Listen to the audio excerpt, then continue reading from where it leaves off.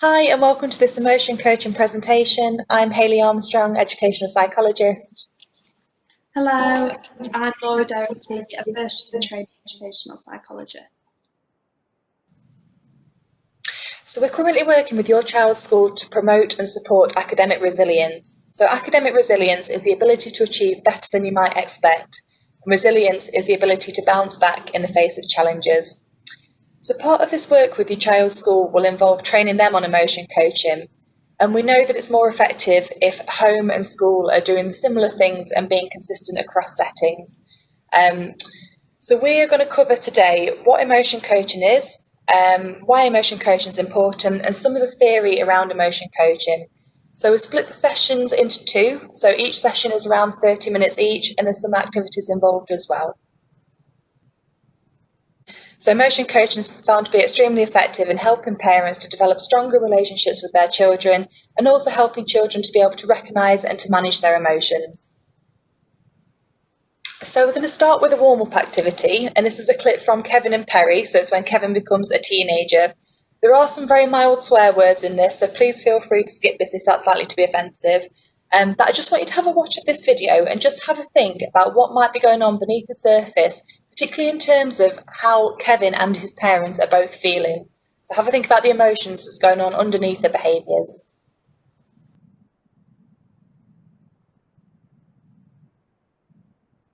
Only 30 seconds to go before I'm 13, 29, 28, 27. Boy, can I have some more ice cream, Mum? Kevin, you've eaten all the ice cream in the house, remember? Oh, yeah. Duh. Bloody hell, I'm thick, Mr. Bean. Oh, no. Oh, no. 15, 14, 13. Up against Super Mario Kart. Boom, bam, bam, boom, bam, bam, boom, bam, bam. I don't have to go to bed tonight, do I?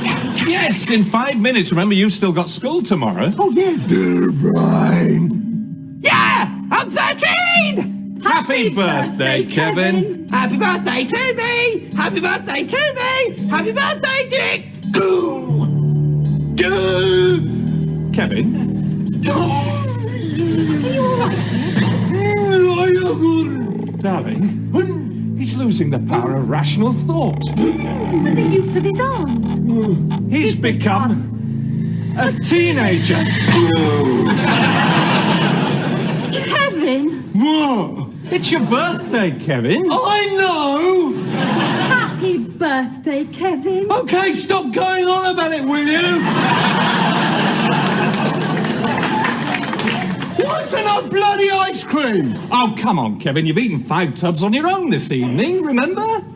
So unfair, I hate you! Kevin, don't speak to your mum and I like that. What? I didn't say anything! What? No, Kevin, that is for the morning. I can't do anything anymore! Oh, well, seeing as you've started, at least it'll cheer him up.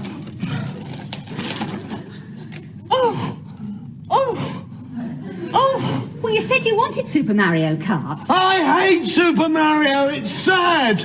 I want a bloody high five! Right, that's it. Off to bed. I am not going to bed, I'm going out! Oh, don't be so stupid, Kevin. You can't go out now. Why not? Because it's 12 o'clock, it's way past your bedtime, it's pouring with rain outside, it's dangerous for a child on his own, you've got nowhere to go, and you've got school tomorrow. That is so unfair, I hate you! All right then, I will go to bed, okay? Happy? Good night, Kevin. Don't bloody shout at me!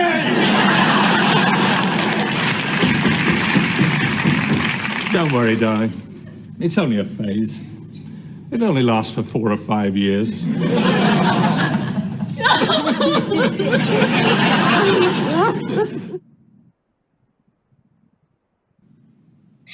So at this point, I just want you to pause the presentation and just jot down some of the feelings that might be going on underneath the behaviours for both Kevin and Kevin's parents. So it's important to note that particularly sometimes behaviours can seem quite irrational and difficult to understand. I wonder whether that resonates with anybody with their own children. Children's brains aren't yet fully formed, and sometimes it's really difficult to rationalise with children when their emotions are quite heightened. This can mean that behaviour can feel quite unpredictable and we're not always sure what to do in these situations. We've got another activity now, so I'd just like you to think about a time where things have been quite difficult with your child, or they've not gone quite how you would like them to, and how did you act and react in that situation? And compare this with another time when things seem to have gone quite well following a difficult moment, and what was it that you did differently that made the situation better? So on this slide, we're going to have a look at something called the iceberg model, and this helps us to see behaviour as a form of communication. So behaviour is a communication about how we feel, and this is informed by our emotions. So it's really helpful to think about behaviour like an iceberg. So the tip of the iceberg is the bit that we usually just see or think about, which is the behaviours that we can see on the surface. However, there's a big part of the iceberg that we don't see, which is hidden underneath, but this is so important. And these are the emotions that inform the behaviours that we see. So these control the shape of the iceberg, and they help. So these control the shape of the iceberg that we see, and these emotions are informing our behaviours. So it's through our relationships with others, our parents and carers, families, friends, and significant others that we learn to understand the emotions that we're feeling, and then we learn how to regulate, so how to manage them and how to respond to them, both in ourselves and in other people. So therefore, emotions are really important to learning, relationships are really important to learning, and our experiences and environments matter to learning as well. So this is why it's so important to talk about emotions, and it's really central in emotion coaching. And behaviour is really complex, and too often we just focus on the behaviours that we see rather than on the emotions that are underlying the behaviours. So research demonstrates that we're born with 6 main emotions. So these are distress, fear, anger, surprise, disgust, and joy. And the reason for these emotions is to help us keep us alive and for our survival. So when we're feeling under threat, so that could be physical, mental, or a perceived threat, these emotions help us with our survival responses. So for example, anger, which is often seen as a bad emotion or a wrong emotion, it comes from kind of an internal sense of fairness. Sadness and distress are a way of alerting the world that not everything is okay and we might need support, or they're kind of coping mechanisms to support when things are overwhelming. So even some of these emotions that might seem bad or undesirable are all helpful for our survival and keeping us safe. So there's only one positive emotion you'll see, which is joy, so it's outweighed by kind of all these other emotions that are there to help us. So we also have other emotions such as jealousy, but these are called secondary emotions because they can develop later on due to life experiences or cultural experiences. And the aim of emotion coaching is not to teach or suppress any emotions, but rather to kind of manage these emotions. So we're teaching the child to regulate and manage their emotions themselves, so they can be shown in more kind of positive and pro-social ways. So this is just a short clip from the film Inside Out, which shows the 6 basic emotions, and it's a nice little clip to use with children and discuss the different emotions.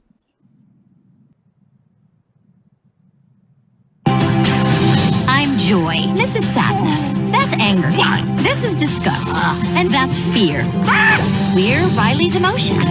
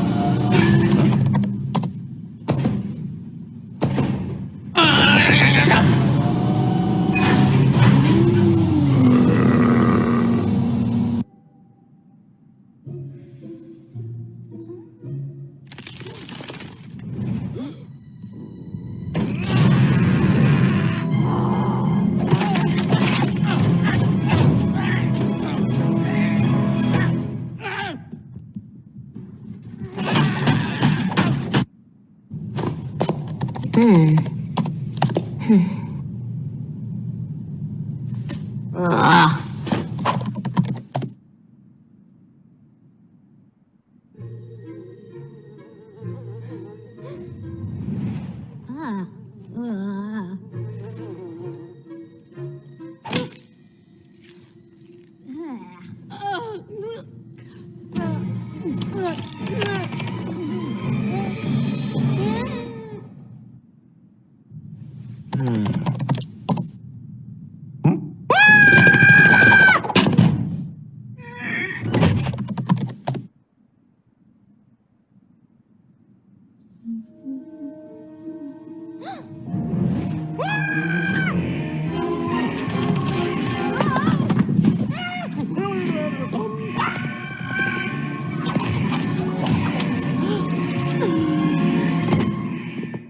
Inside out. Inside out. Inside out. Inside out.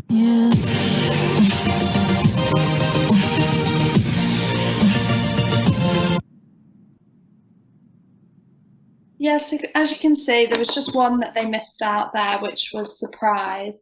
But it's a good demonstration of how emotions are hardwired to look after us and keep us safe, but also how they can influence our behaviour. So what is emotion coaching and where does all of this come in? So emotion coaching is a naturally occurring parenting style. So it's not a standalone intervention or something that somebody made up. This is a parenting style that occurs that was identified by a researcher called John Gottman. And he found that emotion coaching style of parenting is the most helpful. And emotion coaching helps children to understand the different emotions they experience, why these are occurring, and then what they can do to handle them. So the research demonstrated that parents who were using this emotion coaching style were better able to help their children recognise their own feelings and help them to calm down, take ownership of their behaviour and control their impulses and pay attention. So it had benefits for the children, and they were able to achieve better academically in school. They were shown to be more popular amongst their peers. They had fewer behavioural difficulties, fewer infectious illnesses, were seen as more emotionally stable and more resilient, so they were able to bounce back better, these children that had the parents using an emotion coaching parenting style. And there was also benefits for the parents that were using this. So they felt more in control when there was these behaviour incidents or emotional incidents. They felt they were more consistent with managing their children's behaviour, more sensitive to the children's needs, and they developed a more positive relationship with their children. So before we think about going on and how to do emotion coaching, we're going to have a look at the different parenting styles that exist. So John Gottman, the person who identified emotion coaching, found that there were 4 main parenting styles that parents tend to use. So these include emotion dismissing, emotion disapproving, laissez-faire, and emotion coaching. So this was found in children's progress from years 4 to 8, that parents that used emotion coaching as the predominant or main style, these children often had more advantage. So from this, John Gottman went on to develop an emotion coaching parenting program to teach parents how to emotion coach their children. So this program is built on the premise that all emotions are natural and acceptable. However, not all responses or behaviours to emotions are acceptable. So during this, we need to remember as well that parents still tended to fall into one of the 4 styles. Even though they were using that most of the time, it didn't mean that they used this style all of the time. And even if parents were using different parenting styles, it doesn't suggest a lack of care or interest in children's well-being. It's important to note as well that we might move between these parenting styles depending on the situation or throughout the course of the day. So, for example, sometimes a situation might call for a more emotion disapproving parenting style. This might be, for example, if a child runs into the road, we immediately say no and want to get the child back, and that's a natural response and that's okay. Sometimes we might lend to being a bit more dismissive, so for example, using distraction or humour to resolve a situation. So even though John Gottman didn't intend us to use emotion coaching all of the time, findings show that if we try and use this most of the time and it becomes our predominant or main parenting style, that leads to more positive outcomes for children and young people and for parents themselves. So we're going to talk through what each of the parenting styles are. So we're going to start with dismissing style. So despite good intentions, because we want our child to feel better, this type of parenting style is uncomfortable, fearful, anxious, hurt, annoyed, or overwhelmed with difficult emotions. And parents who tend to lend themselves to this parenting style, we just want difficult emotions to go away quickly. So we might think that paying attention to emotions makes them worse and prolongs them, and research has found this isn't the case, but we might feel this way. We might try and stop difficult emotions by reducing or minimising them or making light of their importance or their significance. So for example, oh, it's no big deal, don't worry about it, be a big girl, that's life, you'll be fine. We're often motivated in this parenting style by a need to rescue and to make things better or to fix the problem. So for example, have a biscuit, or I'll buy you a new one, or you need to do this. So it focuses on getting rid of the emotion with logic or distraction rather than actually understanding the feelings underneath. So again, this style comes from a good place of having good intentions and wanting the negatives to go away, but we know that negative emotions, they're all natural, they're not all acceptable, they can't just go away. There's no real understanding of the feelings underneath. Sometimes this can come out as a bit of sarcasm as well, again without us meaning to. And interestingly, John Gottman found that this is the most common parenting style that's used. The next parenting style is disapproving style. So this disapproves of particularly difficult emotions like anger or sadness. They might be viewed as a sign of weakness, lack of control, unconstructive. And parents who use this parenting style can come across as lacking empathy. So not understanding, we're going to talk about empathy a bit more in the next session, but not understanding children's emotions and putting ourselves in their shoes. They can also come across as critical and quite intolerant. Parents in this style try to get rid of difficult emotions via discipline, reprimand or punishment. And again, thinking back to the iceberg model, this focuses on the behaviour on the surface and the tip of the iceberg rather than on the emotions underneath which generates the behaviour. They may view strong emotional displays as sometimes as a form of manipulation, sometimes a lack of obedience and not doing what they're told, sometimes even a sign of a bad character. And parents in this parenting style often are motivated by the need to feel in control and to regain power, and also sometimes to toughen up the child. So for some adults, this approach is used for all or for specific emotions only, such as anger. And as we've said, sometimes we might slip into this parenting style from time to time when needed. So for example, if a child's in danger, and that is okay, again, as long as we try not to make this our predominant style of parenting. Laissez-faire parenting is a big contrast to disapproving parenting. So it's almost the opposite in some ways. So this parenting style freely accepts all emotional expression from the children. Parents in this parenting style offer comfort to the child experiencing difficult feelings. What they don't do in this style is offer guidance on behaviour, and they don't teach your child about emotions either. So they're what's called permissive, so they just will allow behaviours to occur as they might do normally as a result of emotions, but there's no limit setting either. So we'll come on to this later, that children do need limits and they do need boundaries to help themselves feel safe. This style doesn't help children to solve problems either. There's no teaching of problem-solving methods to the child. So for example, if a child encounters a situation again, how will they know how to encounter it without developing problem-solving skills? So this parenting style doesn't promote that. The style believes that there's little you can do about strong, difficult emotions other than just ride them out. And it believes that managing difficult emotions is a matter of hydraulics, so just release the emotion and the work is done. And on this slide are the effects of predominantly using dismissing, disapproving or laissez-faire parenting styles. So this is the effects on the children. So our child learns, what I'm feeling is not right, I've not understood the problem correctly, I must not feel this way. The child also doesn't learn to trust their own feelings, and this therefore then affects their decision making. They're not given opportunities to actually experience their emotions and to deal with them effectively, so they then grow up unprepared for life's challenges, because we all face situations that cause us to feel angry, sad, all of those basic emotions, but children aren't being given the practice of how they deal with those. They're not being given opportunities to self-regulate, so to manage their own emotions or to problem solve.